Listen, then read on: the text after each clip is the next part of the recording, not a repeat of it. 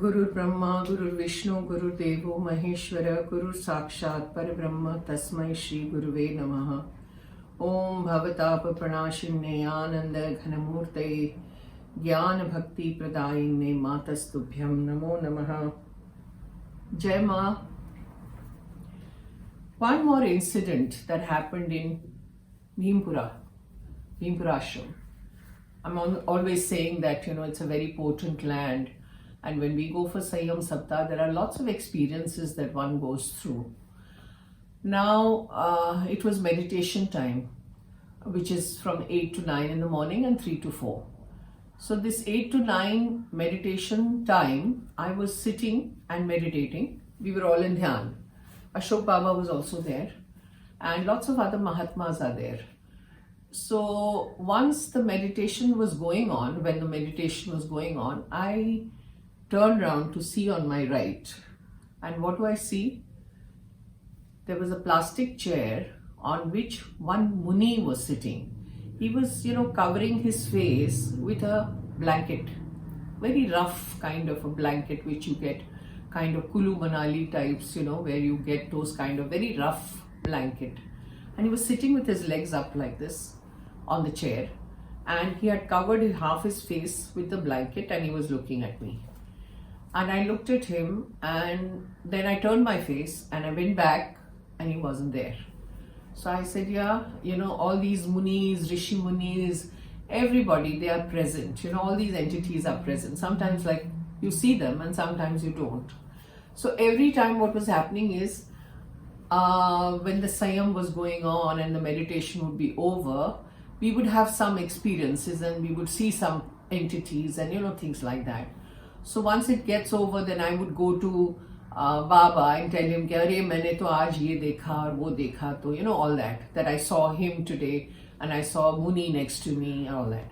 So I went up to Baba as usual and I told him, "Arey Baba, you know what happened today? This is what happened."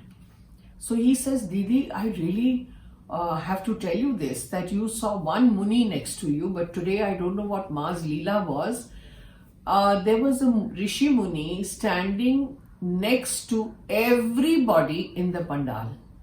All the people who were sitting for the Sanyam, there was one Rishi Muni standing next to them. So I don't know what the Leela was. And they were really tall, like 6 feet tall, all of them. And they were all standing with all the Mahatmas, he says, with me also. And, we were chatting like this, he and I. And Rekha Khanna was standing there. Now she was listening to this conversation because on a regular basis she was listening to whatever we were saying, that we had this experience or that experience or whatever.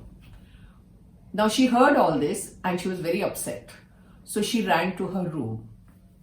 She sat down in her room and she started talking to Ma.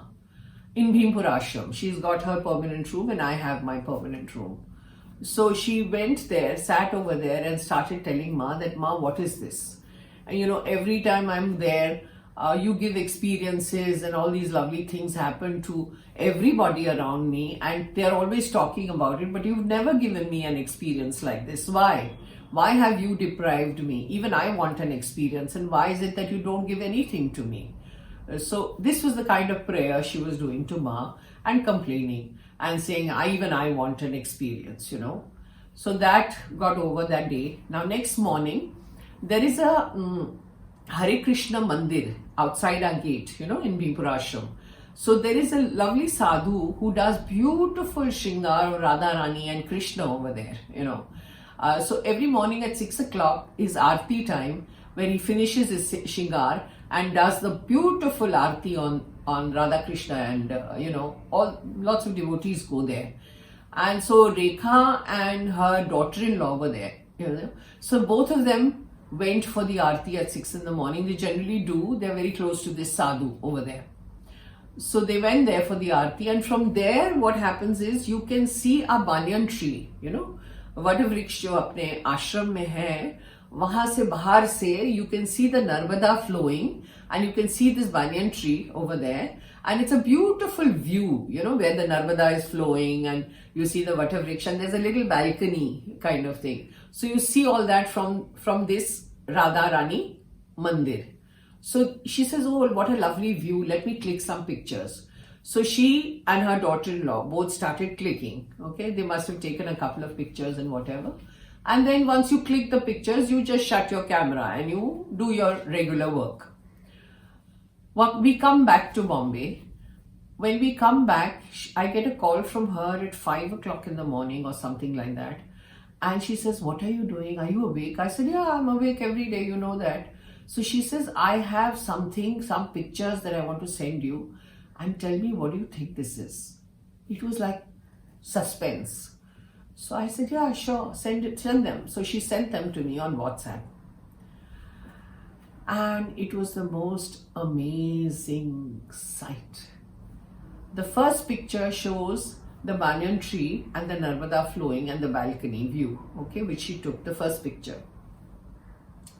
The second picture has a little kind of a fountain, a yellow colored fountain coming out from somewhere, no man's land kind of thing. And I thought it was the Narmada ji gushing out. That was my opinion, but I don't know.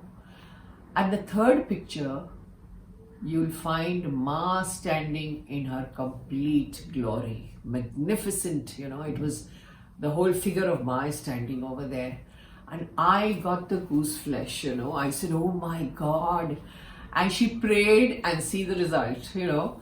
This kind of a thing has never happened before, you know, where people have been clicking pictures and Ma comes in the frame.